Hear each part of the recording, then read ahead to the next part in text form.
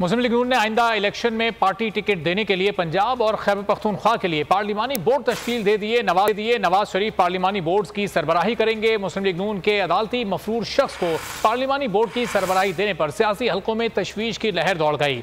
अदालती मफरूर और सजा याफ्ता शख्स कानून साजों का इंतखाब करेगा। माहिरीन का कहना है जिस शख्स को सियासी जमात की सरबराही के लिए नाअहल किया हो उसको सियासतदानों के टिकट्स के फैसलों का इख्तियार नहीं देना चाहिए।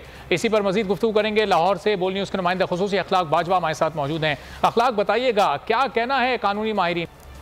बिल्कुल, इस हवाले से मुस्लिम लीग नून के अदालती जो सियासी हल्के हैं उनमें ये तजवीज की लहर दौड़ गई है। उनका ये मौक़िफ़ है कि अदालती मफरूर को और सजा याफ्ता शख्स को कानून साजों का इंतखाब करेगा। ये कैसे मुमकिन होगा? और जो खुद मुल्क से फरार हो वो पाकिस्तान में फैसले करने का फैसला कैसे करेगा? जिस शख्स को सियासी जमात की सरबराही के लिए नाअहल किया हुआ उसको सियासतदानों की टिकटों के फैसले का इख्तियार नहीं देना चाहिए।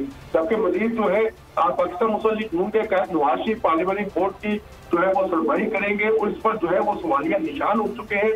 जबकि नून लीग ने पंजाब के लिए 32 रुकनी जबकि खैबर पख्तूनख्वा के लिए 30 रुकनी पार्लियामानी बोर्ड जो है वो तश्कील दी है, जिस पर जो सियासी हल्के हैं उनमें सख्त तशवीश की लहर दौड़ चुकी है। जी ठीक है, अखलाक बाजवा, बहुत शुक्रिया।